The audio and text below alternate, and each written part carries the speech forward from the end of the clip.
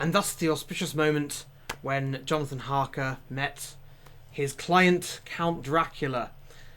Good evening, fellow summoners, and welcome to Sable's Gallery of Rogues, where I will be bringing D&D mechanics to literature and mythology, and what I'm sure will be very exciting times for all of us. And so in this first one, I'll talk a little bit about the process of monster creation and my thoughts on it, not in depth, just because there are some things that I think I disagree with the developers of D&D about, or at least there are some flaws in their system, at least as far as I can make out. Then we'll explore the character of Count Dracula a little bit, how he is discussed in the book, or at least how he is discussed in the book as a mechanical monster. We can talk literary themes another time, but certainly some of that will come into play, because I think that it's very important to remember that the actual fight that the book ends with does not show off Dracula, does not represent his ability to fight. He is successfully outsmarted and ambushed, and they get to him just as the sun is setting, which is what you're supposed to do. I think that Dracula is in part an existential horror. One of the themes of the story is how he is ultimately defeated by good, solid, scientific Victorian thinking, in spite of himself being a medieval monster. In the end, he's beaten by Van Helsing's cunning, who approaches the supernatural as though it's simply one of the sciences. Dracula, of course, his scheme is to... he comes to England, and his scheme is to buy properties to sort of ring-fence London eventually, so that he has territory in one of the most important cities in the world, and is able to gain a hold on world affairs. But it doesn't work, because the world he's chosen to come into is a modern world. It has blood transfusions, and it knows how to grow lots of garlic and wild roses and things like that. So this is the first episode of Sable's Gallery of Rogues, and it's also my Patreon launch. I have a Patreon, the correct URL for which is below my face right now. The incorrect URL for which is a trick to fool the feeble-minded, which was on my splash screen. But no, it is Patreon/Sable Whisper. And I'm running an introductory special offer for my first month of Patreon. My Patreon works through... from each according to their ability, so rather than having content locked out according to your tier, you'll get content as your lifetime contribution has increased. So whether you can give $2 or I think it goes up to $50, you'll get everything eventually. The higher tier rewards repeat, so I will write something for you, and then the highest tier reward at the moment is I'll run a one-shot for you and some of your friends, and that will repeat, that will iterate every time you hit that threshold. So I'm running a special offer at the moment. One of the mid-tier rewards is an Ask Me Anything session. Eventually I'll have enough patrons to run some really, really great, really substantial Ask Me Anything sessions, where we can talk things like my interpretation of the literature that's produced my monsters, or you can ask me some deeply personal questions, which I'll avoid answering to the best of my ability. But for the month of January, anyone who is a patron on or before the 1st of February will be invited to an exclusive Ask Me Anything session, which will happen at some point during February, I think. And it'll be an ordinary Ask Me Anything section, except that anyone will be able to come if they're a patron, even if they haven't normally hit that tier, which I thought might be quite a nice way to properly meet everyone. I suspect I'm going to know most of the people who sign up to my Patreon straight away, But if not, if I don't know you somehow, then hi, welcome to my stream. We're going to be doing some Dracula today. And we're going to be genning Dracula in 5th edition D&D, which is my favourite edition of D&D, as well as being the current edition of D&D. And I quite like its monster system. It's fairly straightforward. You can do things like chuck in an immunity here, an extra proficiency there, maybe even another attack, and it's not going to break anything. I think that fundamentally in games like this, balance is a lie to a certain extent, unless you as a GM are determined to utterly wipe out your party, which you shouldn't be doing. Then it should always be easy for the players to avoid or mitigate or escape a fight. You know, in theory, there's nothing wrong with having a party of level 1 adventurers encountering an ancient dragon. They shouldn't be expected to go toe-to-toe with the dragon, but there's something dramatically interesting about them facing something like that. Similarly, a 20th level party facing a random gang of nobody goblins is dramatically interesting.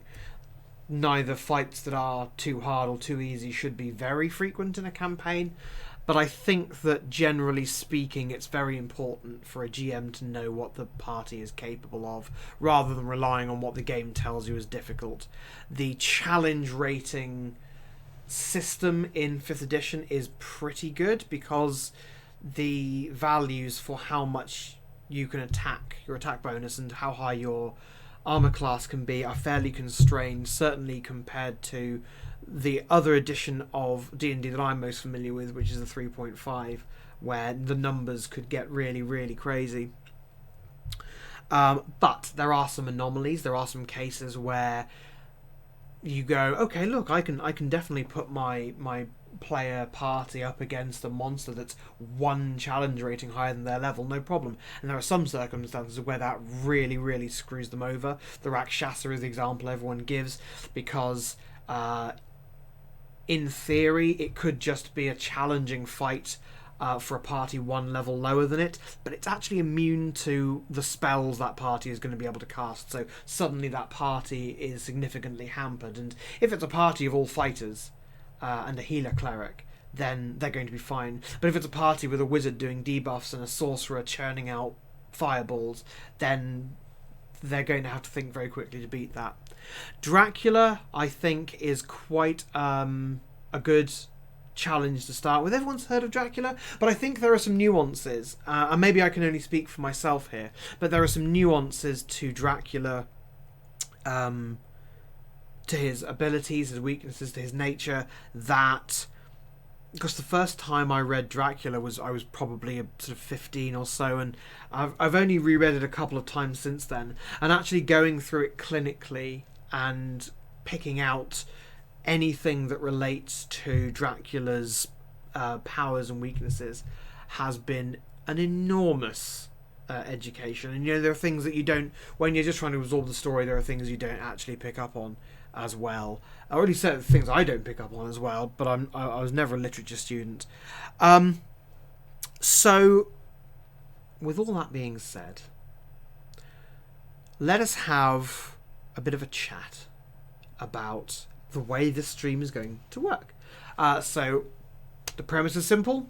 Take a monster from literature, mythology, folklore, and pop them into D&D. Sometimes I'm going to be doing some stuff that D&D already has an answer for. You can already see I've got, it's that way, I've already got the vanilla D&D vampire stats from the monster manual. I do not have Strahd von Zarovich's stats up, because I don't think Strahd is OGL, so I don't think I'm allowed to use Strahd. But I think Vampire is on the 5e and I think they are pretty strict about that, so I can take that with a certain amount of safety, I think. And plus, I don't think D&D are going to pop on and start throwing around lawsuits. It's only me. I've got a couple of ideas for what I'm going to do next. We're going to be going all over the place. I think my next one is going to be something from early Middle Ages mythology. So that should be a lot of fun. And what we're going to do is, the project is to take the monster's description as literally as we can, with a certain amount of respect for 5th edition mechanics, but not too much respect for the 5th edition genre. So 5th edition is about adventuring. It's about defeating monsters. You can absolutely have sections of a D&D campaign where you're dealing with horror themes, mystery themes, but it is not a horror game, it is not a mystery game. Dracula is a horror story of a sort. Dracula is a story about how horror can only exist until you drag the horror out, quite literally, into the light. And the light, in this case, metaphorically, is Professor Van Helsing, and is literally the light of the sun.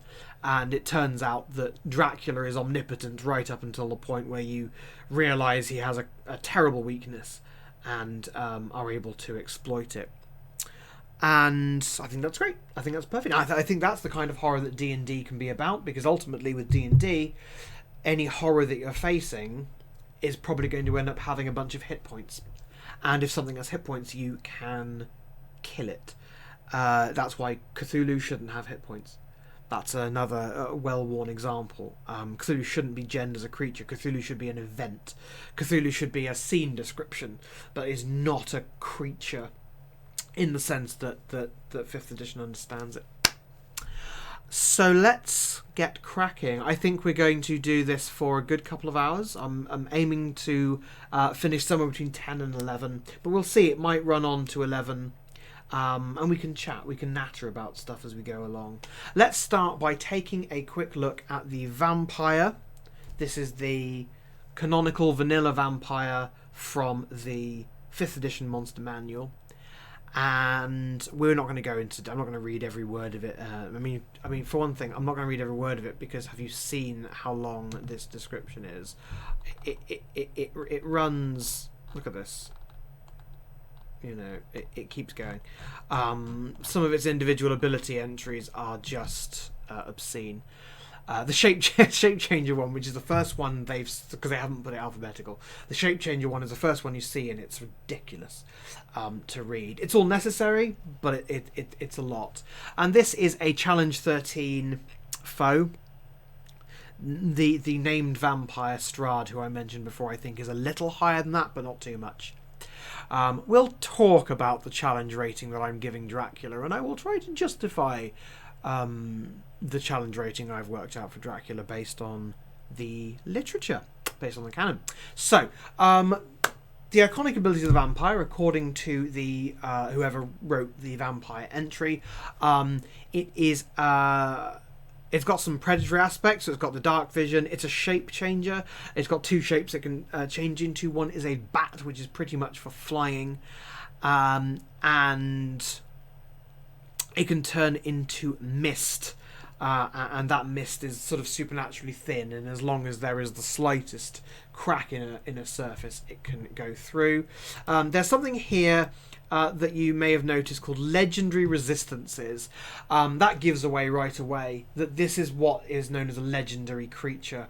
Legendary creatures are wonderful, and they answer a problem that previous editions of D&D have had, where you're fighting a single boss, and the GM has put so much effort into making a boss and developing this fight, but at the end there is one boss, whatever number, 4 to 6 player characters.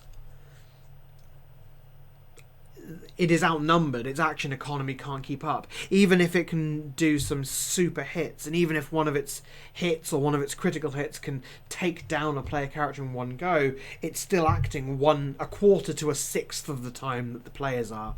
Legendary creatures have all sorts of fun stuff going on, and one of the things they have going on is legendary resistances. Legendary resistances are sort of a blanket immunity that the GM gets to apply on the fly.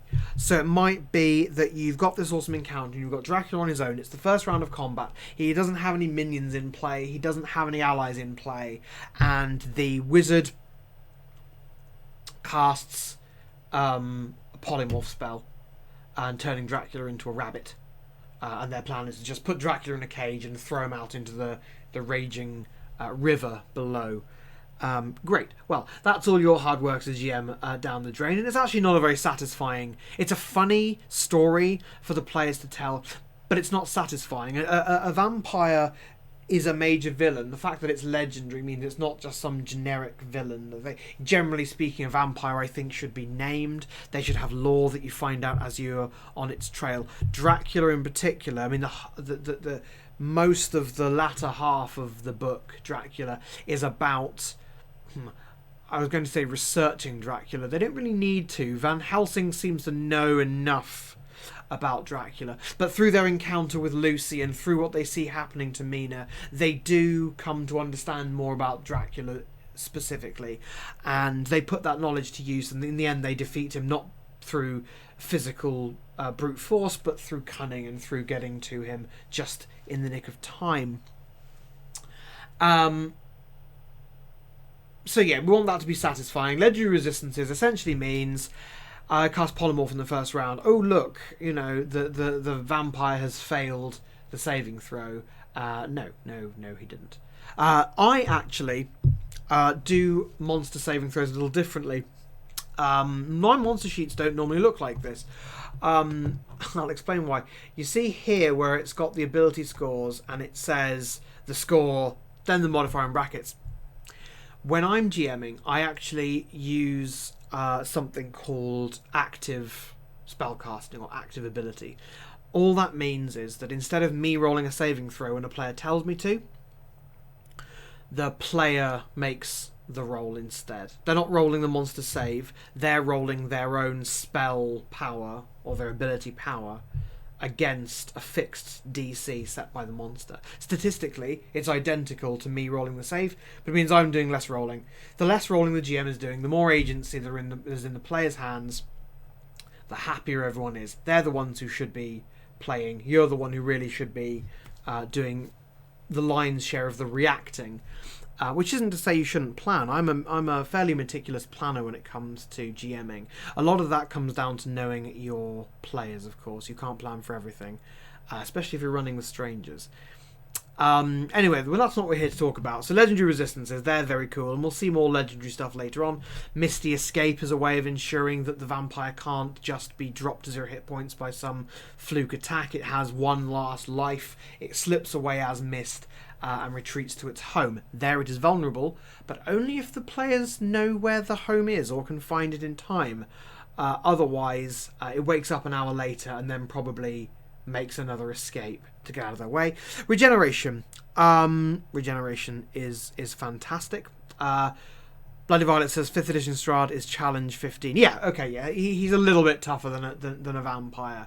Or a lot tougher, because there are things that we'll see later that don't officially have an impact on challenge. And there are some monsters whose challenge rating, the number that is given, doesn't actually reflect their challenge rating, and some cheating has gone on to make things more exciting. Personally, I've never encountered Strahd.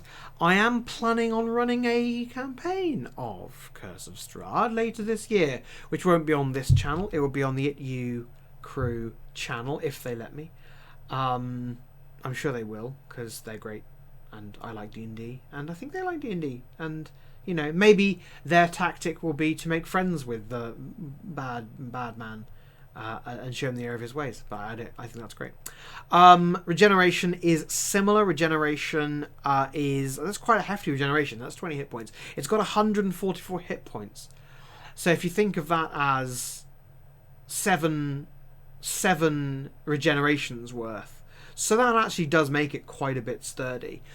Which I quite like. Spider climb. This is taken straight from Dracula, although the metaphor used in the analogy used in Dracula is of a lizard, not a spider. But yes, there's this wonderful scene where Jonathan is imprisoned in Castle Dracula, and he's looking out of his window and he sees Dracula crawling along the walls and roofs of the castle, with the lightest grip on the ancient brickwork as a lizard might. Vampiric weaknesses. These are the weaknesses for the canonical vampire. We'll see that Dracula has a slightly different set of powers, a slightly different set of weaknesses. Forbiddance, that's you can't go in a house unless you're invited. Actually harmed by running water. Stake to the heart paralyzes, that's very Vampire the Masquerade. And Sunlight hypersensitive. Sunlight just does damage and gives disadvantage. Well, that's pretty handy.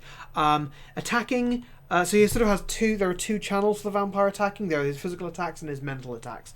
So his physical attacks, he's grabbing, punching, scratching, whatever. He's biting. The biting is bad because the biting does damage, but the biting also reduces maximum hit points. So you actually get weaker to the point where you can't be healed of those hit points. So you have to be very tactical with Vampire. You have to know your limits. And then he has a charm ability. I do find the name Charm a little worrying. There is a difference between charming someone, which is essentially being nice to someone, being complimentary to someone, and winning someone over, and what this is, which is actually just mentally dominating. You will see when I give Dracula an equivalent power, I will call it dominate, not charm, because the word charm in this context is a little bit offensive. Children of the Night, that's fantastic. He is functionally summons, but he calls to him nocturnal beasts. And here we are, legendary actions. This is the second component of being a legendary creature. Legendary actions have a special economy all of their own. They happen at the end of other creatures' turns. They can't happen during the vampire's turn. He has 3, as it were, action points to spend, and as you can see, 2 of his actions here, moving and punching, cost him an action, but he can also bite, which will cost him 2 actions, and every turn, at his turn, he gets his 3 legendary actions back. And this is part of what I was talking about, the way that it fixes hi Bowman, the action economy problem. So you actually have, say you've got a party of 5 or even 6 people, Dracula is acting on his turn and he's taking 3 legendary actions. A legendary action isn't a turn. A legendary action is just an extra little thing. But if used correctly, if used tactically by the GM, they can really make a huge difference. It's great to see you. Yes, I've just been going through the vanilla vampire from 5th edition, just so we have some idea. Obviously, the most sensible thing to do when you're creating a new monster in 5th edition is to find a monster that's similar and riff off that, because they've done the work for you. But we are going to see that this Challenge 13 monster is about to be horrendously outstripped. So how strong is Dracula? As I said right at the beginning, the fight that happens in Bram Stoker's book is not really against Dracula. For the most part, the heroes are trying to defend themselves against Dracula's Romani retainers, who are trying to take Dracula's coffin back to the castle. Dracula wakes up just at the end of the fight, just as the sun is setting, and is surprised. He gets his throat cut and then his heart pierced by a Bowie knife, and that instantly slays him. No wooden stake, no beheading, just that instantly slays him. In Dracula, we have 2 methods of instantly slaying a vampire. Beheading is one, and piercing of the heart is another. Not a wooden stake. I think it was a Bowie knife. I think his throat was cut with a kukri and his heart was pierced with a Bowie knife, and he just turned to dust. Gone. Instantly. No misty escape for Dracula. But as I said, that fight does not represent Dracula's actual fighting ability. So what does represent Dracula's fighting ability? Part of the purpose of this stream is to take the mythology literally. Van Helsing is amazing because he is such an expositionary character. He explains everything. Bearing in mind that this book is written at a time when there is already some vampire fiction, but there's no reigning supreme cultural idea of the vampire. Now if you say vampire, people go, yeah, I know vampires, hate sunlight, stake through the heart, drink blood, all that sort of thing. They go sparkly, all that. That wasn't necessarily the case, and so you have Van Helsing laying it down to the reader. This is how vampires are. And it's quite handily done, because as it happens, he's a scientist, but he treats the paranormal as a science. And when he's talking to people like the pragmatic people of the story, when he's talking to Godalming and Dr. Seward and Harker, all of whom are in their own ways very pragmatic, earthly people, and he says, no, look, slaying a vampire is absolutely a science. It's a science that involves crucifixes. As far as Van Helsing sees the world, a crucifix used against a vampire is no different to a blood transfusion for anemia. They're just different problems, have different solutions. And there is something that Van Helsing says that gives us a clue as to how difficult a fight Dracula should be. And I quote, "He have always the strength in his hand of 20 men." There are two ways of interpreting this, two main ways of interpreting this. One is, how do you define the physical strength of 20 men? I'm not even going to get started with that. He is going to have a much higher strength score than this rather measly 18 that the vanilla vampire has. But I interpret this as fighting strength, which is that against 20 reasonably competent foes, Dracula has an even chance of winning. That tells you something right away. 20 is not small. 20 is between 3 and 5 times the size of an adventuring party most of the time. That is extraordinary, and that's great. That gives us an idea, but I want more than an idea. So I'm going to turn to a little gizmo of my own creation that I came up with. I made when I first started GMing 5th edition, and not being confident in the monster system, I had to come up with a calculator. The calculator starts with all of the data that's in the books, so as the number of enemies go up, there's actually a multiplier that goes up, because you end up with 2 experience point values: the experience points that the PCs get, and the experience points the encounter is worth. No, that's absolutely right. That's absolutely right. Dracula is one of those works that has become more iconic. Has become more iconic to the author now than the author may have considered.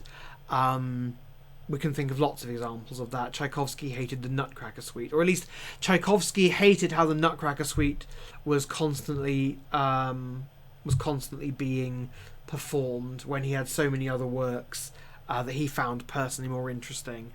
We know that Agatha Christie wanted rid of Poirot, and we know that Conan Doyle was very successful in getting rid of Sherlock. He got rid of Sherlock Holmes for a very, very long time before finally realising that actually Sherlock Holmes, aside from answering public outcry, would make him quite a bit of cash. So Sherlock Holmes' fall at Reichenbach was mysteriously reversed.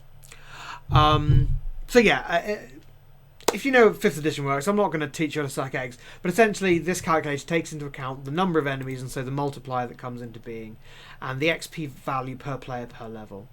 Back in the calculator, which actually runs these numbers, you can see that I've got 3 levels here, because the way I run 5th edition is I let people be different levels. It's not as important as in previous editions that everyone's the same level, and actually I have a cohort effectively in my 5th edition campaign. One of the player characters has a cohort. They are between 12th and 14th level. The cohort is 6th level. She absolutely pulls her weight. She wouldn't be able to take the same hits that they can take, but that they've gender as an archer, and they share out their magic items with her, and she absolutely pulls her weight. So I think that's brilliant. I really do think that's brilliant. Dracula, you can see I've set at challenge rating 24. How have I come to this? I've decided that these 20 men, 20 competent fighters, and I've decided that a competent fighter is level 9. Level 9 for an adventuring party is when a lot of stuff has come out of the woodwork. You've got a couple of abilities from most of the class archetypes. You also have raised your ability scores or picked a feat at least twice, 3 times maybe if you're a variant human. So you are definitely competent. You are on the scale of being certainly approaching nationally famous, I think, at that point. Different GMs vary it. I mean, my heroes were 9th level when they'd saved their kingdom. Some people don't save their kingdom until a bit higher than that, but you get the idea.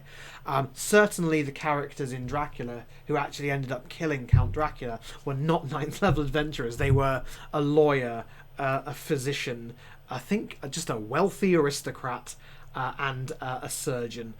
But they beat Dracula through cunning, not through might. And a challenging encounter, which means about even odds for 20 9th level PCs, is CR24. Huge caveats on that, okay? First of all, I don't think one Dracula against 9 PCs, against 20 PCs, even if they are level 9, is particularly fair on Dracula.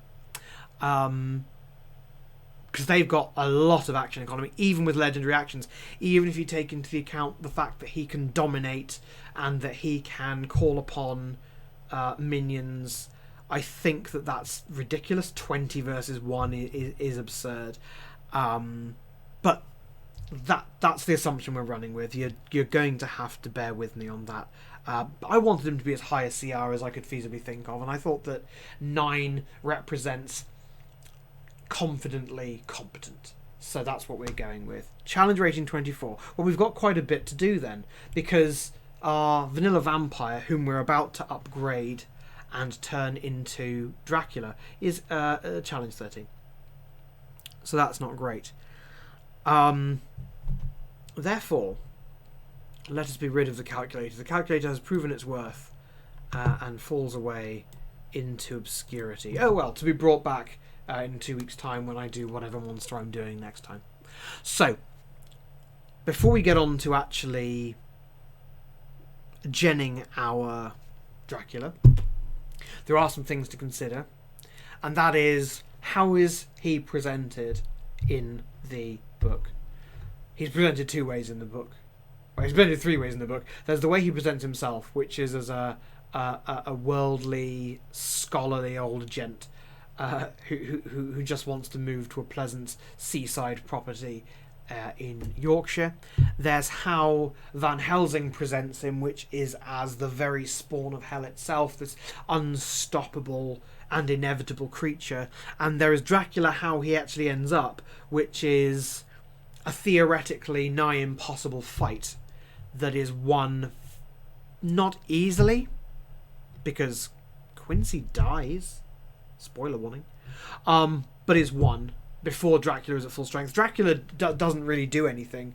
He gets up and well, every time he buys a new property, he gets new lair actions. Yeah, I mean, yes. So Dracula's scheme was to make the outer ring of London and Carfax Abbey supplementary layers. I mean, there is this thing about how Transylvania is his true lair. You know, he carts those boxes of Transylvanian dirt with him. So I think that definitely his lair is probably his castle. But as you'll see, I have been thinking about some powers that rely on him being on his home turf. And in theory, if he expands his home turf by buying new properties, they could apply there at the GM's discretion. Otherwise, why would he bother? That's why he's buying up properties in London. So,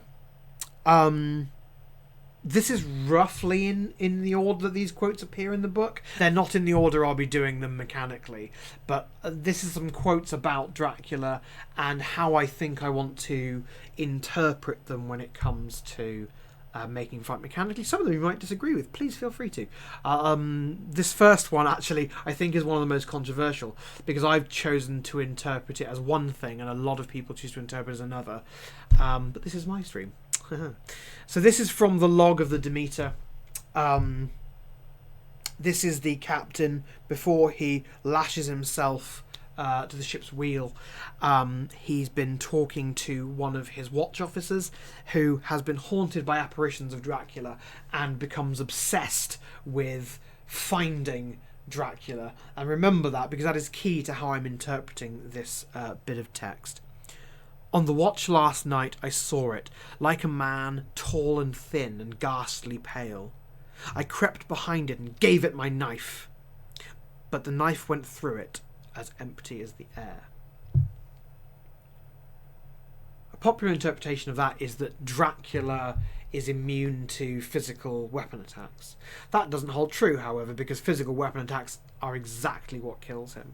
Now, he is killed just as the sun is setting, whereas on the Demeter he was obviously around at night. He'd summoned a mist to conceal the sun anyway, so you could argue that. I'm choosing to sidestep the whole thing. I believe that the officer's desperation to find Dracula meant that he didn't take this apparition to be Dracula in some non-physical form. He took it to be an apparition of some kind. So what I'm saying is that Dracula, who is in his coffin at this point, can send out illusory projections of himself. These projections are his eyes and ears while he's slumbering, and that is what the officer saw, and that's what the officer tried to kill, and that's why his sword, a knife, passed right through the apparition. He's opening every box in the cargo hold to try and find Dracula. So obviously he doesn't think this ghost is Dracula. He simply thinks this ghost is a sending from Dracula.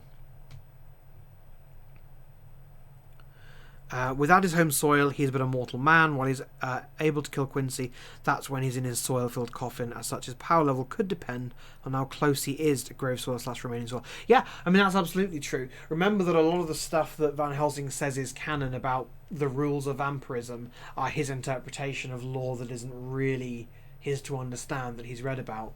That fight is one of those fights where I think there's room for someone to blink and miss it. Here's my confession. It's not Dracula related, so get a cup of tea if you want. When I was reading Harry Potter and the Order of the Phoenix, I missed Sirius dying. I didn't know it had happened.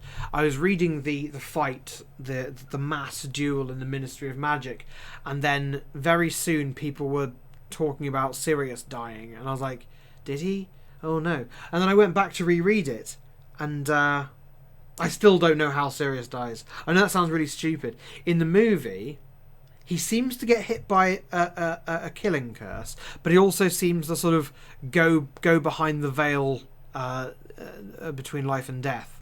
I'm not completely clear on exactly how it happens.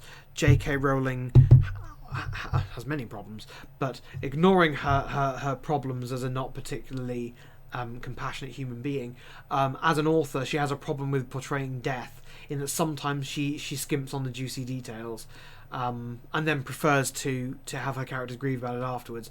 I would have liked to have seen Sirius dying more than Voldemort. Voldemort got a single sentence, but that's all Tom Riddle ever deserved. Anyway, we're not genning Voldemort. Hold on just a moment. Gen Voldemort. We're not doing Voldemort, we're doing Dracula, who would kick Voldemort's ass. Dracula versus Lich, pretty straightforward fight. Here's the bit about the lizard climbing, the spider climbability as they call it in 5th edition. This is from Jonathan Harker's diary. This is not in order because this is before the Demeter. I saw the whole man slowly emerge from the window and begin to crawl down the castle wall, face down, with his cloak spreading around him like great wings. I saw the fingers and toes grasp the corners of the stones, and by thus, using every projection and inequality, move downwards with considerable speed, just as a lizard moves along a wall. Well, we've already got spider climb. That's fine.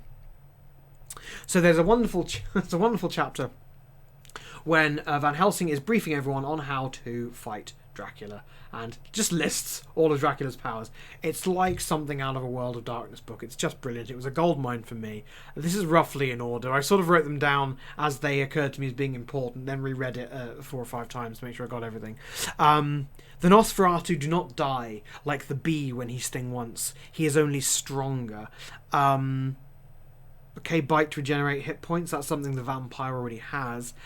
You will see something. I will remove the regeneration ability from Dracula, because he doesn't regenerate. He doesn't even heal properly. He's hit with a shovel at one point and still has the scar later. So I think if you chopped off one of Dracula's arms, you wouldn't regrow it. It wouldn't kill him because he wouldn't bleed to death probably, but certainly he would be missing that arm.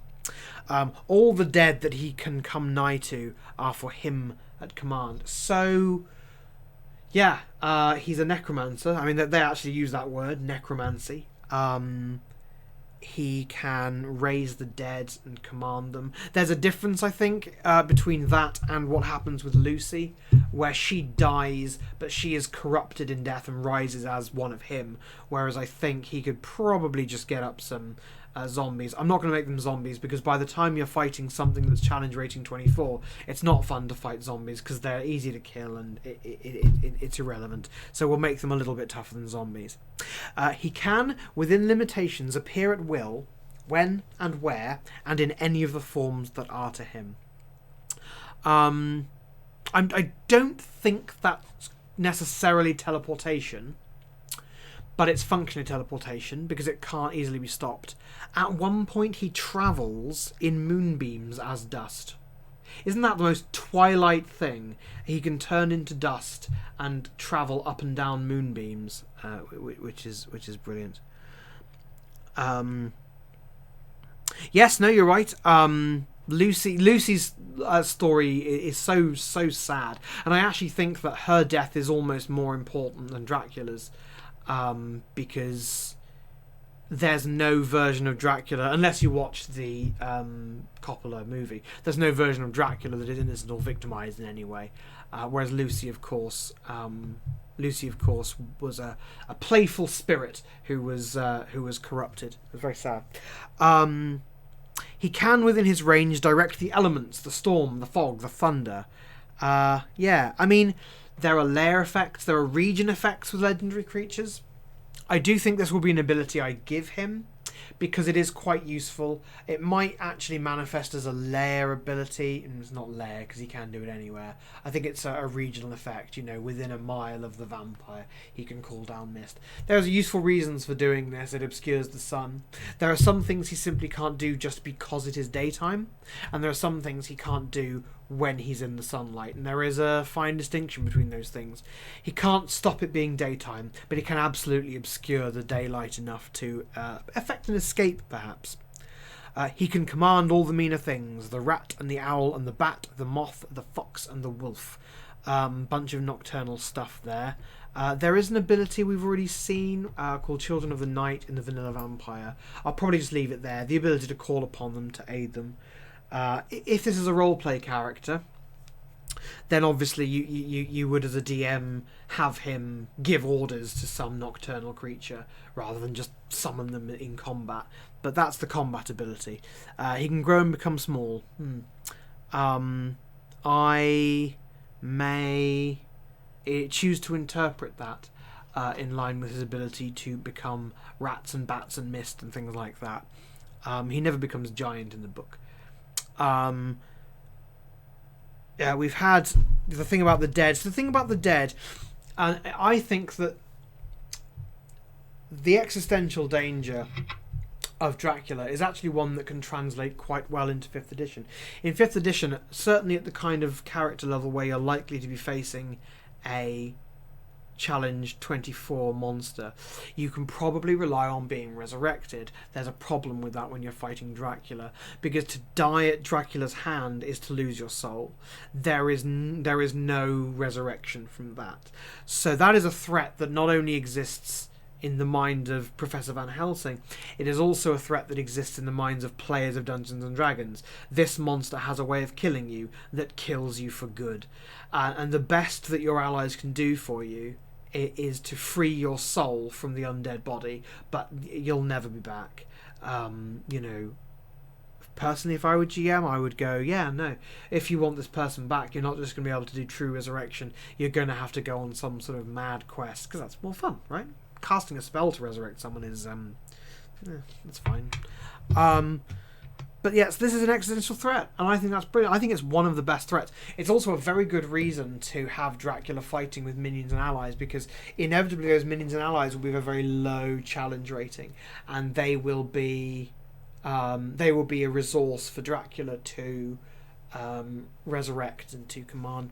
And actually, it does say the dead.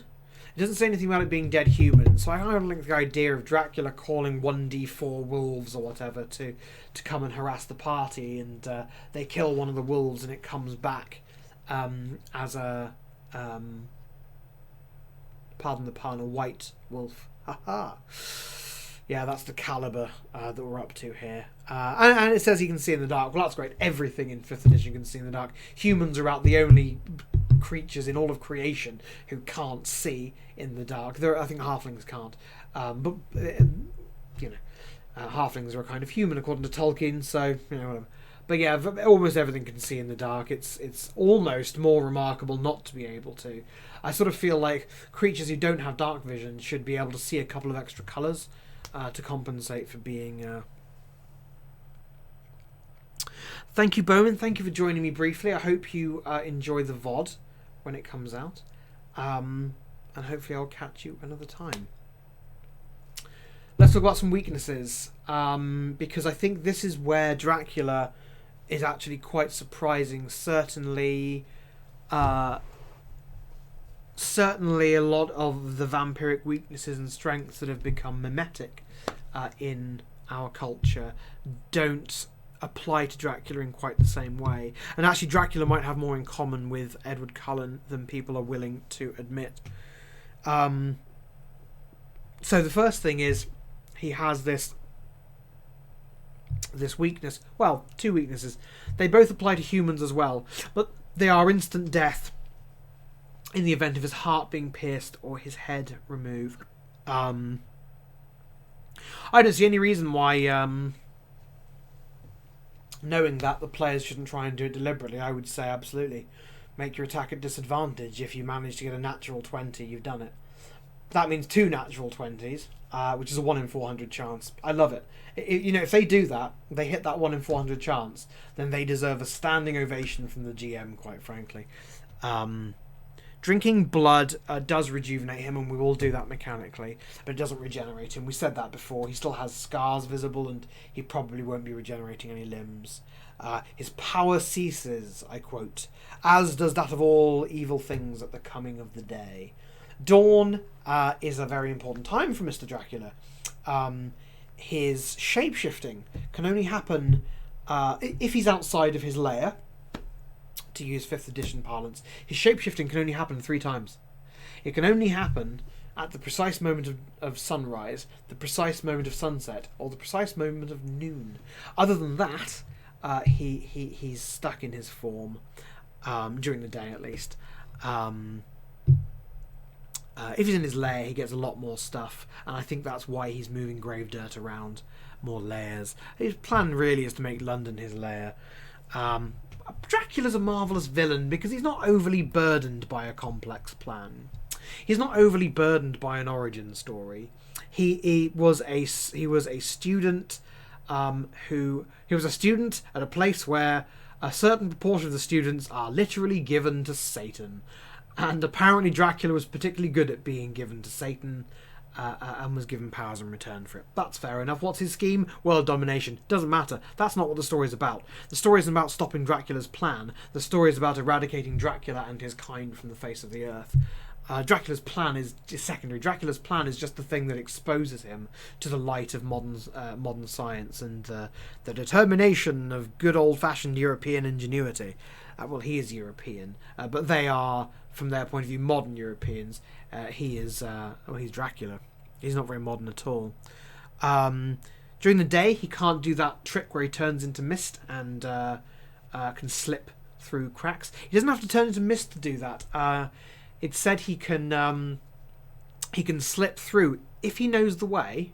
So if he's been to a place before, you can solder up a door, completely seal it, and he'll still find a way through. That whole thing about having been somewhere before, or having been let in somewhere before, is actually very important. Running water doesn't damage him like it damages our vanilla vampire, but he can't voluntarily cross it. He can cross it at the very highest tide and at the very lowest tide, but at all times in between he has to be actually carried, and that's one of the reasons he relies on retainers and servants, particularly the Romani ones, who are dominated by him, but they're alive, they're living humans, because they can go about during the day and carry him in his coffin. They can cart him over bridges. He had to be on the Demeter. He had to be boxed up for most of that, coming out only at the highest and lowest of tides. Entering a household if invited. He can be invited by anyone, even someone who's just a visitor themselves. That right of hospitality, there's probably some cool lore that a GM could play around with that. I did actually quite enjoy, I'm about to admit something terrible here. I have watched the majority of the Vampire Diaries, and early on they established the premise that when vampires live in a place, they usually have a living human that they live with, because if a living human dwells in a house, then no other vampire can get in without an invitation. If it's just a vampire living in the house, then that rule doesn't apply, and other vampires can come along and really, screw them up. But you have to have a token human to count so that other vampires can't cross the threshold. I like that. Sight of blood. So there's a really interesting scene towards the beginning where Dracula sees blood. Jonathan cuts himself. Dracula sees blood, and he surges towards Jonathan, grasping the lawyer by the throat, and he's obviously about to feed from Jonathan, but then suddenly he instantly calms. Not is repelled. He is instantly calmed when his hand graces the crucifix.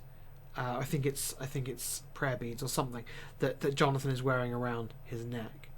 It's not quite repulsion, but later Van Helsing does say something along the lines of he must keep a respectful distance from holy things. This fury instantly melts away when he sees the holy symbol. We're going to do something interesting with that, and it'll be an interesting combat mechanic to try and control Dracula's movements during a fight. So holy symbols can calm and repulse him. Anything blessed, holy water, sacramental bread, whatever the customs of the particular D&D world, whatever the religion is, there'll be something that's blessed or consecrated, and that will repel him. Garlic and wild roses are another thing. The wild rose one is fascinating. Put a branch of wild rose in his coffin and he won't be able to lift the lid like it's Thor's hammer. I think that's great, and I'm going to definitely play around with that as an idea, because again, that is something you can do some quite clever tactical things with. And this is a foe you beat with clever tactics once you get the challenge rating above a certain amount, and they're legendary. You can't just brute force it, normally speaking. So that's what we've got to think about, and that's what we've got to do to try and get Count Dracula from a challenge 13 vanilla vampire to being uniquely Count Dracula. He's going to have some stuff that's very different. He's going to have some stuff that's identical, but we'll work on that and we'll talk it through, and hopefully get a good monster going. Now I'm going to go on a quick break. This is a good time for me to remind you about my Patreon. The correct URL for my Patreon, which is launched this month, is below my face right now. Patreon.com/SableWhisper. There is a previous Patreon URL which you're about to see on the splash screen that is incorrect. Go there at your peril. That is not correct. Patrons who sign up between who are patrons on the 1st of February will be invited to a special Ask Me Anything session, which I'll run in February. So please take a look at that. That'd be great. And while you're thinking about that, I'm going to go and get something to drink. So I will see you in about 10 minutes or so. Take care.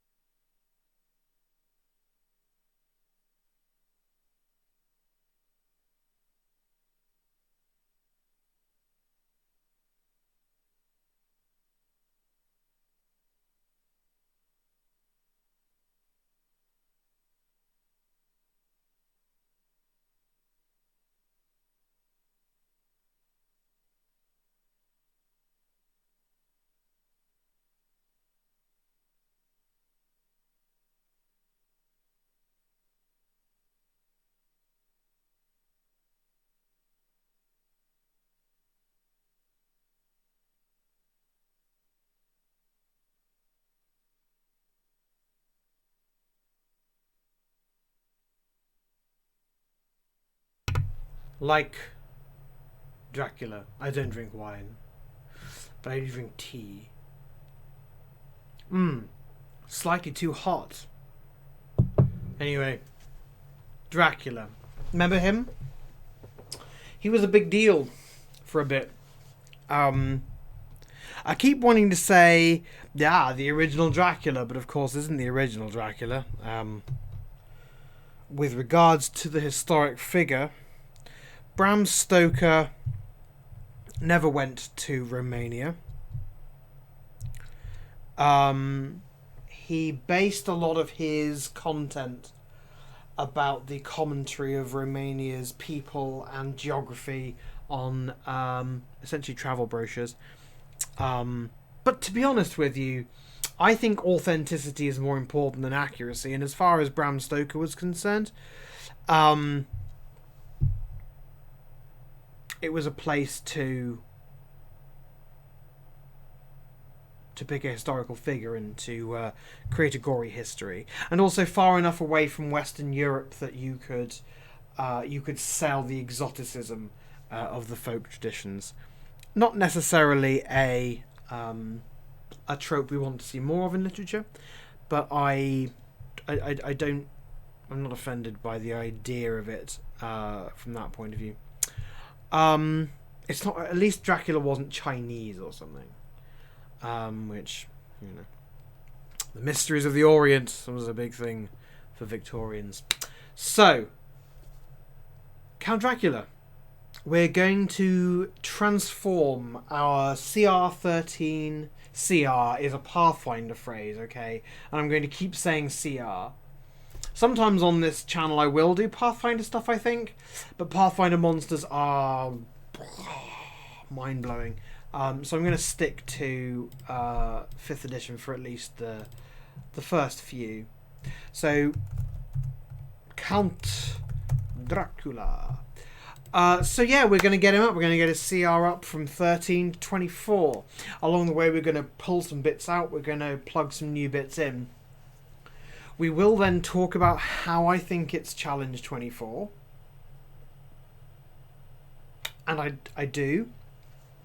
But also how the challenge rating system wouldn't, on paper, call it challenge 24. They'd actually call it a little lower than that. But that's okay. Really, challenge doesn't mean much. Really, the result I got from my little calculator wasn't, it must be challenge rating 24. I took it to mean, it must be a challenge rating over 20. This has to be a challenge for... this has to be a hard to deadly fight. Even for a 20th level party, they need to be on the top of their game. Challenge 24, just for context, is the challenge rating shared by Ancient Gold and Red Dragons. So that's the tier of enemy. So you should, if you're GMing Dracula, just like with the dragons, you should build up the lore. They shouldn't think they know everything about the monster before they get anywhere near his territory. Whether they're right or not is another thing, but they should be armed with information. They should have heard the legends. They should have met the victims. Probably Dracula is the end of a campaign, just like it's the end of the story in the book Dracula. He's certainly not a mid-campaign boss. He's far too... Well, I mean, that depends on your campaign. To be honest, I don't know why I'm prescribing that. I'm genning, I'm not GMing. But he is important. He's an important boss. Even Challenge 13, the the vanilla vampire is a significant foe. So, with no disrespect to vanilla vampire, let's Diablerize. That's a Vampire the Masquerade reference for those in the audience who don't care about Vampire the Masquerade references. So Challenge 24, for those interested, that is worth 62,000 experience points. That's a lot of experience points, all in one go. So some of this calculation I've done in advance. I'm not too happy with the armor class being any higher than 20, but I think 20 is quite a good one. He's quite tough. I want to reflect the idea that hitting him with a weapon isn't actually all that satisfying. No blood is spraying anywhere.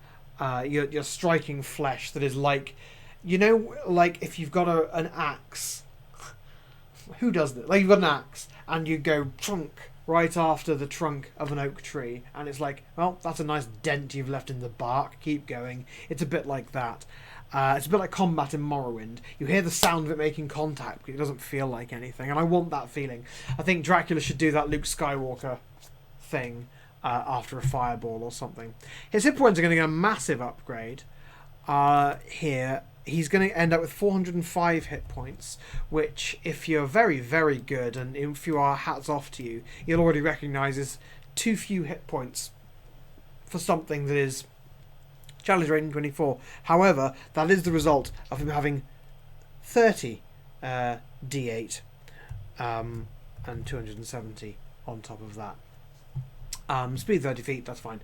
Because he's got legendary actions, he's going to... Can he... Oh, I'm looking on the wrong vampire.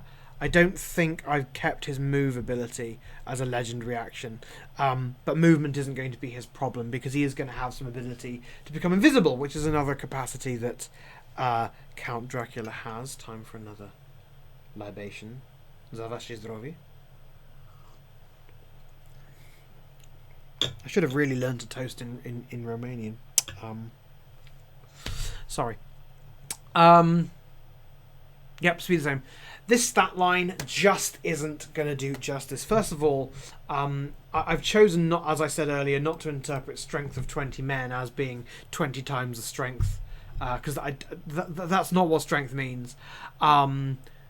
Plus, I think you're supposed to think of the ability scores as a little bit exponential anyway. So we're just going to give him a strength of 30. He's going to win every arm wrestling contest. I mean, this is, I think, the same score as an ancient dragon. So we can win an arm wrestle against a dragon.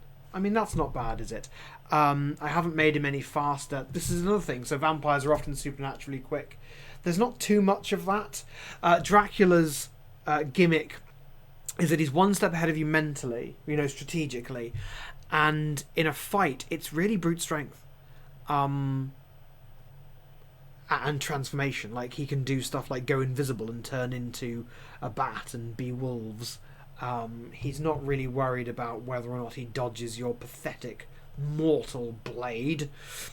Plus, if I made his dex much higher, I wouldn't be able to justify doing this to his constitution and making it 28.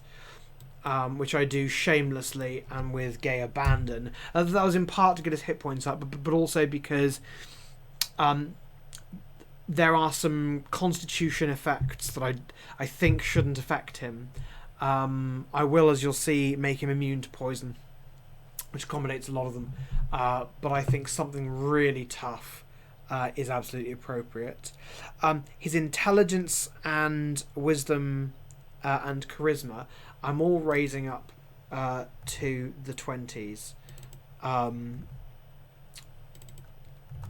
The reason for this is because Dracula literally wasn't born yesterday. They make a point several times in the book that he has the wisdom of the ages, that he has lived X lifetimes of men, and that he has... And when you meet Dracula, as you would have seen in the opening crawl of this stream, he speaks fluent English. In fact, he's defensive about his perfect English. He says, I'm sorry. He says that my English isn't perfect because I've never been to England. I've never heard the natives speaking it. And Jonathan says, no, your English is perfect. The only thing Jonathan notes is that his intonation is a bit strange. But he speaks English right from the start. He has books. Like he's learned about English history and folklore and things because he has this spectacular collection of books that he's accrued over the years. And he, of course, bearing in mind that his henchmen are Romani, and they will have travelled around a lot, and they will tell him things, and he can fly around as a bat. So he's worldly. That's really what that represents. Worldly, and I think also cunning. And the charisma score is high because he's not a charismatic person per se, but he's a very mesmerising person. Jonathan finds him almost erotically irresistible. And there's no need to say too much about what Lucy and Mina find him, but they certainly find him. I think even Van Helsing in a lot of adaptations as well strangely admires Dracula, But to Van Helsing, he's simply a vestige of a world whose time has come and gone. So he's got a proficiency bonus of +7 because of his his challenge rating. So let's adjust these. I've actually removed his charisma saving thing, and I've given him a wisdom proficiency for saves. Because again, there are some effects that I think it should be much harder to hit his charisma saving throw. Honestly, what are you making charisma? You're trying to plane shift Dracula. The wisdom saving throw I think is more important. You're going to get a lot of things where people are going to try to exert influence or use illusions, and int and wisdom saves are quite important in that. Look, I've written wisdom save twice. That doesn't do me any good, does it? That is stonking good tea. I'm drinking everyday tea from the Brew Tea Company, who have not sponsored this stream, nor why would they? But that's what I'm drinking. It's a stonking good tea. Skills. I've kept the same skill proficiencies. I'm going to be honest, I don't often use skill proficiencies for monsters. Perception and stealth are the ones that the vanilla vampire comes with, and they're pretty good ones. Perception and stealth are complementary skills. I mean, he can get past the player party, and the player party has a harder time getting past him because of his increased wisdom and his proficiency. His perception is +14. Sneaking past him is going to be quite difficult because that'll make his passive perception 24. That's without advantage on top. I have changed his resistances. I've kept the necrotic thing because here's the elephant in the room.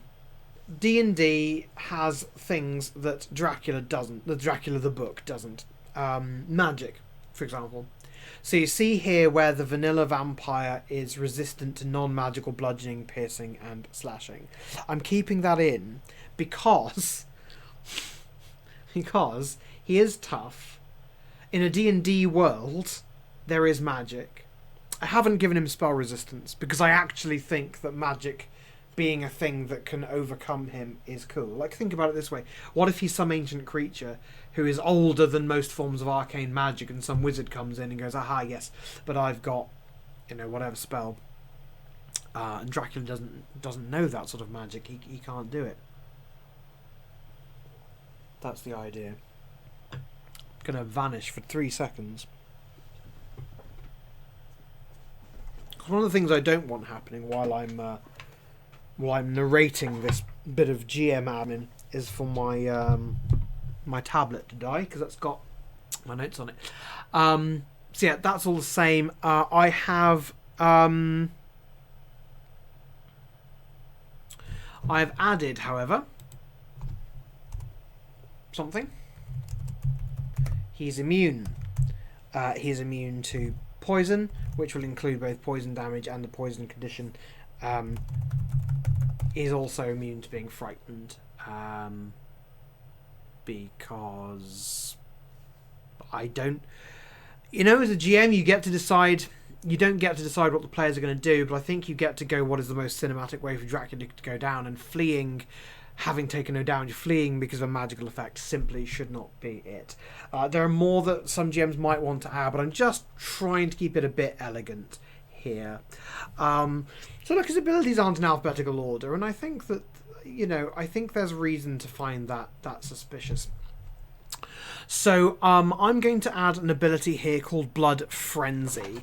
This ability actually comes from the Sawagin fish people, fish goblins, the fish goblin people, where if they're fighting a foe who's at less than full health, then they go into a frenzy and they have advantage on attack rolls. I mean, that scene where Dracula lunges at Jonathan is exactly that. He goes straight for Jonathan's throat. Jonathan doesn't even have a chance to get out of the way. I mean, he's only saved because he happens to be wearing a holy symbol. Without that, he's gone. So we're going to add a little bit of text to it. So it's going to be Blood Frenzy. Dracula has advantage on melee attack rolls against any creature that doesn't have all its hit points. That's the text in the Sarwagin entry. Then we're adding, if presented with a holy symbol, Dracula must succeed on a wisdom saving throw at disadvantage. or he cannot use this ability on the target who holds the holy symbol. The DC of the saving throw is 8 plus the wielder's charisma modifier. If they're a cleric or a paladin, they add their proficiency to the DC. Sunny Kitty! Hi, Sunny Kitty. It's so nice to see you. Thank you for coming by. I'm doing all right, possibly. Well, I'm doing it. I mean, I'm not really asking anyone if I'm doing all right. I'm enjoying it, and I have a cup of tea. We're just now transmuting, as if by dark arcane sorcery, the vanilla monster manual Dracula, vampire, into Count Dracula, as book accurate as we can make him.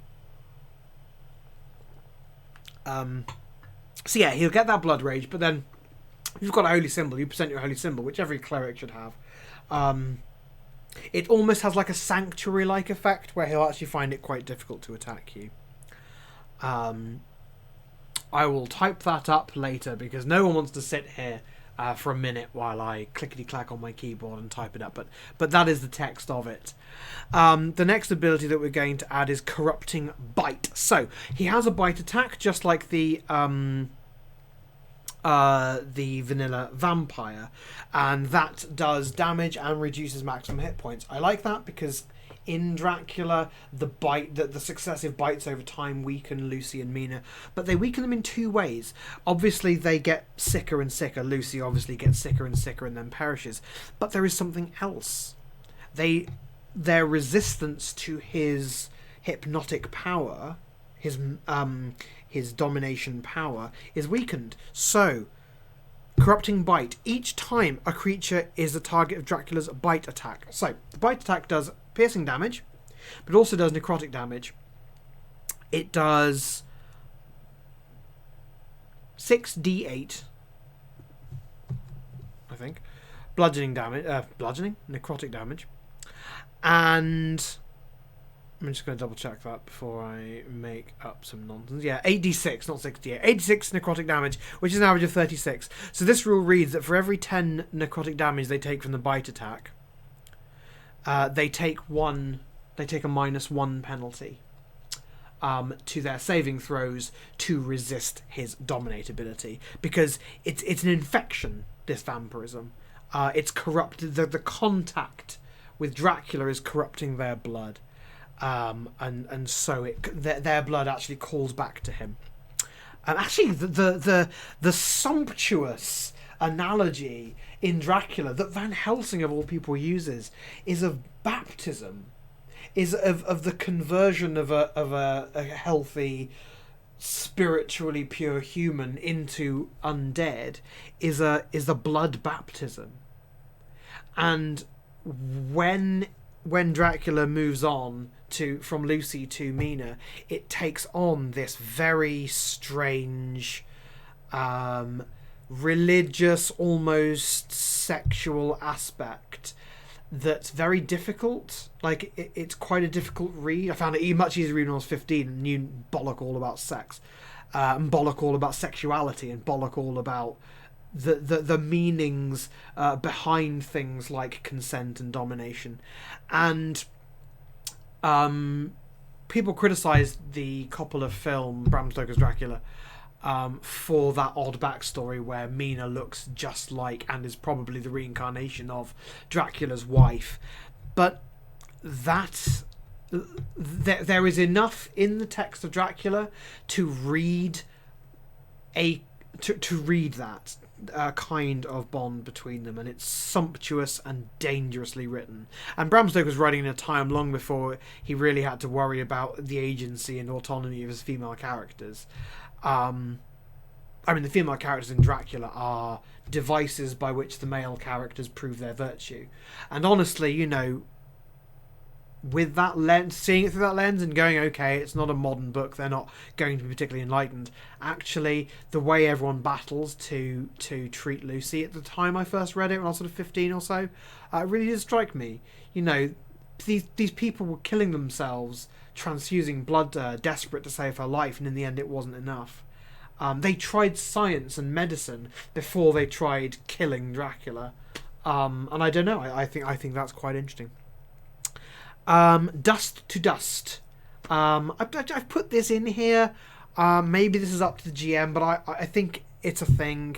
If Dracula is killed, he leaves behind no body. He collapses instantly into dust.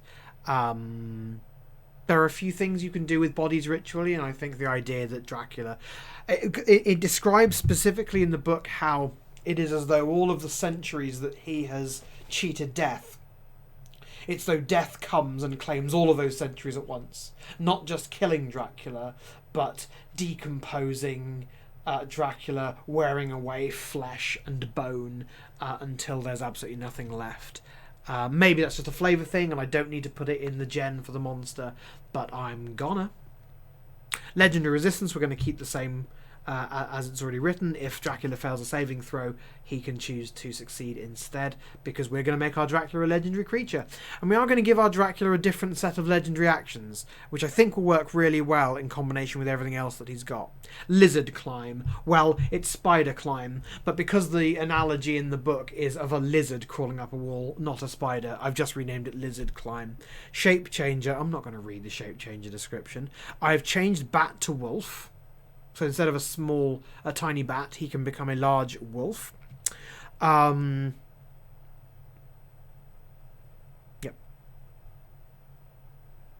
Weaknesses. Beheading. I know what you're thinking. Beheading is a weakness for most creatures. But it's important to note that if a slashing weapon severs Dracula's head, he's killed instantly. Deliberately doing so requires a critical hit. And the attempt is made at disadvantage. Again, it's that 1 in 24 chance. Let's have a check-in on the chat. The chat is happening. That reminds me, says Bloody Violet, of a campaign where we killed a legendary monster only because death itself came to claim the souls of legendary monsters. And we need his help with something. So essentially a monster kill as a summoning ritual. It's hard to disapprove of that. I think that's quite cool. I think that's rather good. Forbiddance. Dracula can't enter a residence without an invitation from one of the occupants. And again, it's even worse than that. In the book Dracula, it doesn't have to be an occupant, yes. It can be a guest of the house. Purity. This is a new one. Dracula cannot move or touch either wild roses or garlic. Both are impossibly heavy for him to move by any means. I know. I've conflated the wild rose and the garlic thing. I think that's okay. The garlic absolutely keeps him at bay. They never use the wild rose thing, but as part of their battle plan, Van Helsing does say if we place a branch of wild rose upon his coffin, he won't be able to lift it. So it doesn't come up, but he does mention it. Running water. This is different to the vanilla vampire. The vanilla vampire takes a considerable amount of acid damage, or as I call it in my games, corrosive damage, because alkaline substances also cause it. I digress. So instead of that, it just says Dracula cannot cross running water unless carried or compelled, unless the tide is at its highest or lowest. Stake to the heart reads very similarly to the beheading one, except it's a piercing weapon. And again, you have to beat that 1 in 400 chance. That 1 in 400 chance to do it. Getting Dracula to 0 hit points should be a challenge. Most legendary monsters should normally be able to escape. But again, you can be very clever. You can make it so Dracula can't escape. You can always engineer situations. Legendary monsters demand legendary encounters. Honestly, one of the first encounters that I ran, I think it might have been the very first 5th edition combat I ever ran. This was against seasoned Pathfinder players. Their characters were 10th level. And I threw them up against zombies. And the reason I threw them up against zombies is because the moment when I first got 5th edition, I checked all the monsters whose stats I knew really well in Pathfinder, just to kind of see how they compared. And as soon as I read the zombie stats in 5th edition, I fell completely in love with them because of that undead resilience, whatever it's called, undead toughness, where they get a saving throw if they're reduced to 0 hit points. And the only way to be sure to kill them and not allow them that saving throw is to use fire or radiant damage. And I ran them a fight with 8 zombies in it, I think, and an easy fight. right? I mean, that's easy. They're 10th level. One of them was 8th level, but the rest of the 10th. That should be an easy fight. And so it was. Getting the zombies down to 0 hit points was not difficult. But I happened to roll really well on those saving throws. And the zombies kept getting back up. Now, they were getting back up on 1 hit point. But as long as I kept rolling well on saving throws, they got back up. And there's something about that for me is an iconic 5th edition story. It's the story of a system where someone at some point put some thought into the monsters being different and not just being interchangeable stat blocks. I like that, and I like that philosophy, and that's one of the reasons I'm doing this stream, because I think that's bloody clever. That's my slogan now. Bloody clever. That's all of his weaknesses. Oh, sunlight. Oh, missed sunlight, the obvious one. Many of Dracula's powers do not function during the day or in direct sunlight. Again, there's a difference that comes from the books. You know, there are some powers where it's the light of the sun, and there's some powers where during the day. So during the day, he can't shapeshift. Indoors, outdoors, undercover, whatever, he can't shapeshift. Also, his mental domination doesn't work. Come the dawn, his mental domination fades. So he's only a full danger at night.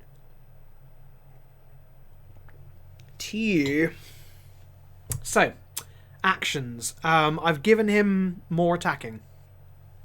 I've made him more attacky. Partly to fix the action economy, partly to bring up his damage per round. So he makes 2 unarmed strike attacks, which both include the opportunity to grapple instead of doing damage, and then he has 1 bite attack. The vanilla vampire gets to do unarmed strikes or bite. Works pretty much the same way. It does a lot more damage. Could probably do more damage than that, to be honest, because I've changed the modifier for the damage, but it says 1d8 plus 10. I bet I could justify him hitting really hard and doing something like 2d8 plus 10. The bite, which is very, very similar, almost the same, piercing damage, but it's got this new corrupting bite ability that I came up with, and it's got much more necrotic damage. The necrotic damage of our boy Mr. 5th edition canon vampire is quite low. I've gone right past it. 10. 3d6 necrotic damage. This is 8d6 necrotic damage. That's 36 on average. That's considerable. Especially when, if it does that, they're taking a -3, a cumulative -3 to their saving throws against his abilities. His dominate ability. Speaking of dominate ability, nope. That was so smooth, right? Speaking of dominate ability, dominate. No, there are 2 powers before we get to dominate, okay? So, we'll edit that out, guys, and I would like you all to pretend that didn't happen. So, Children of the Night. What music they make. That works exactly the same. It is an inconvenience rather than a natural threat, because by the time you're the sort of level where you're confidently fighting challenge 24 monster, 3d6 wolves isn't going to bother you, but 3d6 wolves can really get in the way. They can provide flanking. They have pack tactics, which gives them bonuses to attacking. You know, they're not to be underestimated, and I always say in 5th edition, you know, you throw enough low-level things against a high-level party, and there is still a chance that people go down. Which wasn't the case in, for example, Pathfinder. In Pathfinder, could probably put a level 20 fighter against an entire army of goblins, and they'd still win. It says obeying Dracula's spoken commands. I'm going to get rid of that. In the book, Dracula calls the Children of the Night, and he fills them with aggression, but they're scared off by dogs. They're not filled with any supernatural fervour to fight. And I'm a big believer that animals should behave like animals unless there's some magical compulsion making them not do it. Yeah, bats are great. I mean, 2d4 bat swarms. So that's potentially 8 bat swarms. That is going to make spellcasting difficult. It's going to make line of sight harder. And they do small amounts of damage, but they're spread out over a vast area. Do swarms do automatic damage in 5th edition? I don't remember. I think they do. They're quite difficult to get rid of because you don't actually know how many swarms are out. If you fill a space with 2d4 bat swarms, 8 bat swarms, say, the players don't know how many swarms there are. They're just batting away. But they don't know. They don't know. So yeah, swarms of bats are great.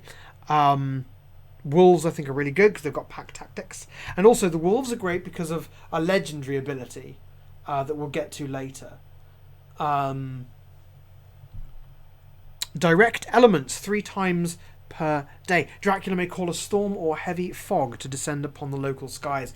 This takes 1d3 times 3 minutes to gather and lingers even during the day. Either option blocks direct sunlight.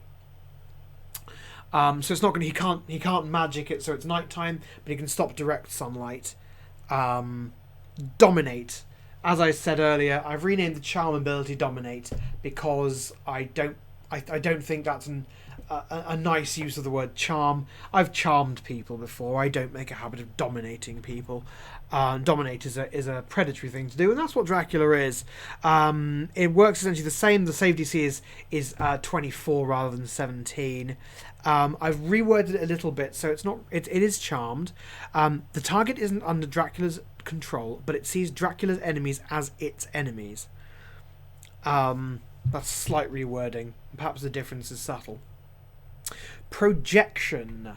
This is the ability that Dracula used on board the Demeter when the apparition appeared and the ship's officer tried to stab him up and the knife simply went through it like air. Dracula may send a visible apparition of himself away from his body, through which he can see and hear even while unconscious. This apparition is immune to damage from any source. It cannot exist in daylight or cross-running water. So, in daylight, not during the day. Which means if he's gathered mist or called a storm, he can send out his apparition. But he can't send it out across running water. When would he use that, you might ask? Oh, let's find out. Legendary actions. So I have replaced the 3 legendary actions we have for the vanilla vampire are moving without provoking, opportunity attacks, an unarmed strike, and a bite attack. I believe I have removed... No, I've kept one of them. So, the first one is Vanish. And this is when he might use that projection ability. Dracula becomes invisible. The invisibility breaks if he attacks or at the start of his next turn. He cannot become invisible while in direct sunlight. Strike, so he just does an unarmed strike attack. And for 2 actions, the legendary ability that makes calling upon wolves or other allies or other minions super worthwhile, Command Dead. Dracula causes one corpse he can see to rise at once as a wight under his command. Not zombie, because again, zombies, except in significant numbers, are not much of a hindrance. Wights have a low challenge rating, I'll grant you that, relative to the party that's fighting Dracula. However, wights have that lifesteal ability. Which makes them partially self-sustaining. If you don't kill them the first time you hit them, they might have a chance to do better. There are alternatives for undead, but I think wights have a vampire-esque thing, and these aren't vampires. Vampire spawn would be created by those who die to his bite attack. He's causing the dead to rise because this Dracula. This is he has the powers of hell, right? He's a chosen of Satan. It's very cool. So that's what we have.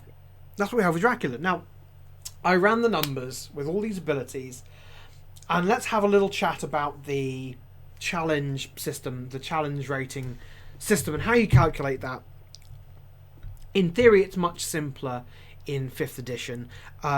You have... you only have to take into account initially 4 things: their hit points and their armor class, and then their damage per round, and their to hit rating. Or if they're not a hitty monster, you take into account their save DC. Taking those things into account, as I did with these abilities, and there are also some special abilities where there's a table and it says if they have this special ability, pretend their hit points are this much higher, or pretend their AC is this much higher.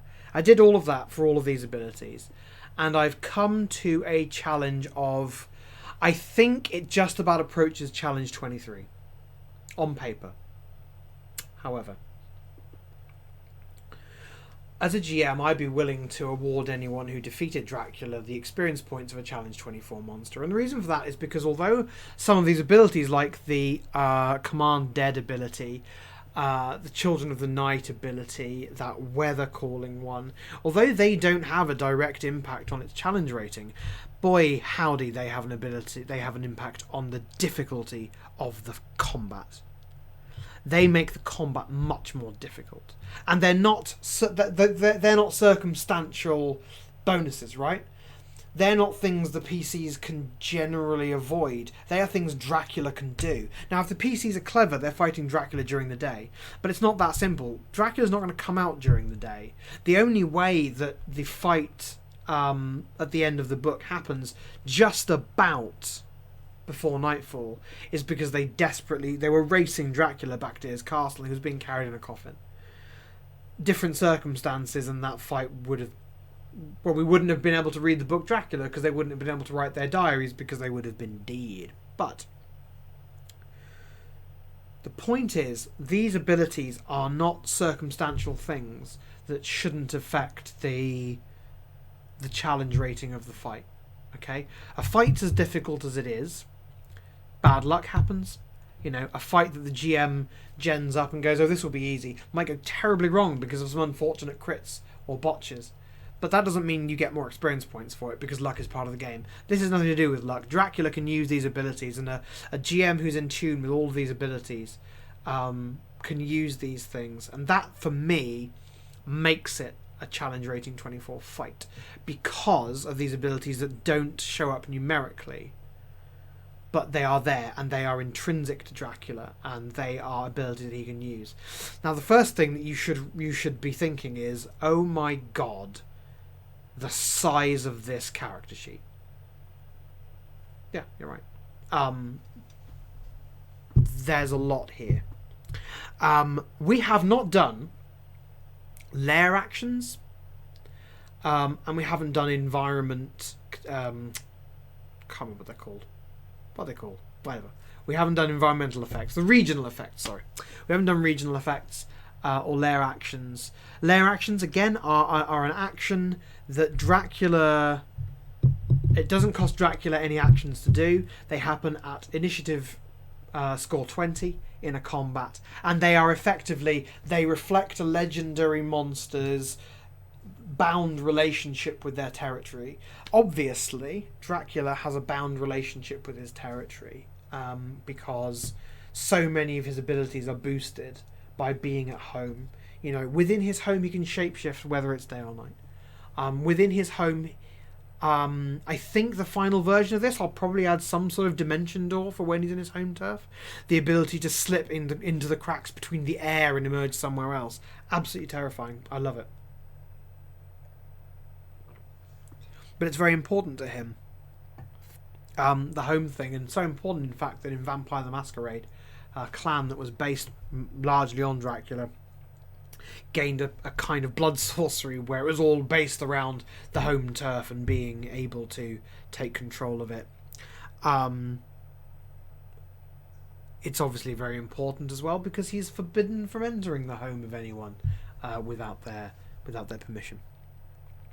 So that is my endeavour to create a CR24 as book accurate as possible while still being a D&D monster, Count Dracula in D&D. He would definitely kick Strahd von Zarovich into the sun. But I don't think Strahd von Zarovich is necessarily meant to simply be a fight that you fight. Strahd von Zarovich is a head of state. He's got this whole thing going on. You know, he's not just you don't just go in and beat him up. I've never read Curse of Strahd, but I want to run Curse of Strahd for the Trash Crew at some point. So hopefully you will see that happening if I can convince them to do more D&D and that it's not too gauche. to do D&D. So what happens now? So I am going to get every monster that I gen in Sable's Gallery of Rogues. I'm going to put together properly in a PDF, which will have background on the character, lair, actions, regional effects, properly written up characters. At the moment, I wish I could do art, but I personally can't do art. And while I know a great many talented artists, I can't afford to pay them the rates that they would deserve to be paid. But one day, I would hope to do an anthology of my monsters, and hopefully get some art done for that. But yeah, if you are a patron, then look out for that. If you're not a patron, now would be a great time. Anyone who is a patron on or before the 1st of February will be invited to an Ask Me Anything, a live Ask Me Anything session, which I'll run during February. The way my Patreon works is that rather than locking out content to different tiers, you unlock content as your lifetime contribution goes up. So whether you give $2 a month, $5 or $50 a month, eventually you will unlock all of the perks. The top perks, which are me writing you something, designing you a monster, and running a one-shot for you and 3 of your friends. Those are repeating, so every $50 you get something written, every $300 you get a one-shot. So really the difference is how often you get things and how quickly you get things, but I'm not really interested in punishing people for only wanting to give $2 a month. $2 a month is incredible. I mean, the thing that $2 a month represents for me is worth far more than $2. I have just become freelance. I'm going full time with this and some other projects as well, some other writing projects and some freelance writing projects. I really want to turn this into something, and the patrons that I already have, who I will shout out to at the end, have just they've already shown that level of faith in me. And I know everyone has a Patreon now, but it really is meaningful to me. It's a new way of doing things for me, and it's just it would be really great if you could take a look and see if it's interested. But there'll be another one of these this month. I'm going to run another Sable's Gallery of Rogues 2 weeks from now. I should reveal who we will be genning next time. I did tease earlier that it was a monster from the early medieval period, but I lied, because in fact I will be genning 2 monsters from the early medieval period, because I will be bringing to life in 5th edition mechanics, straight from the legend of Beowulf, Grendel the troll and his nefarious underwater mother, which should be a lot of fun.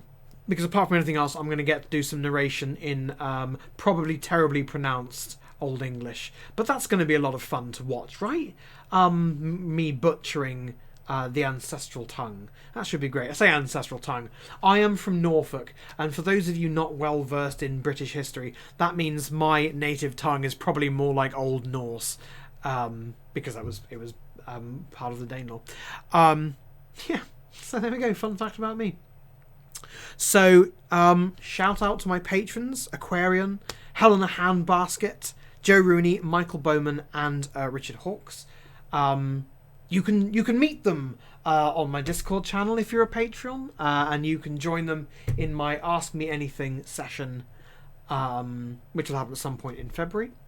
In the meantime, you will see me again. You will see me in another guise, because I'm also member of the You Trash crew, and we are running a game on Sunday, which you should definitely check out, because it is cyberpunky, and I don't know what cyberpunk is, so I'm hoping I do a decent job of it. I'll be playing that. I won't be running that. And then you'll see me back here 2 weeks time, when Sable's Gallery of Rogues will be conjuring Grendel and his mother, monsters fit for a King of the Danes. So thank you all so much for joining me on my opening stream. Please do consider following me on Twitch for all those sweet notifications. It will really help me out. And consider dropping me a couple of bucks on Patreon or Coffee. Links are below my face right now. Incorrect links are about to appear in front of you, but that is a test. That is a test for the weak-minded, the sort of people who would fail in front of Dracula. Okay, you've got to believe the links that are in front of you now, not the old, obsolete links that the professional genius that I am failed to correct before beginning my stream. In any case, thank you so much for watching, and thank you for chatting. I hope you all have a wonderful time, and to quote one of the finest pieces of media to have ever come out of the United Kingdom, good night out there, whatever you are.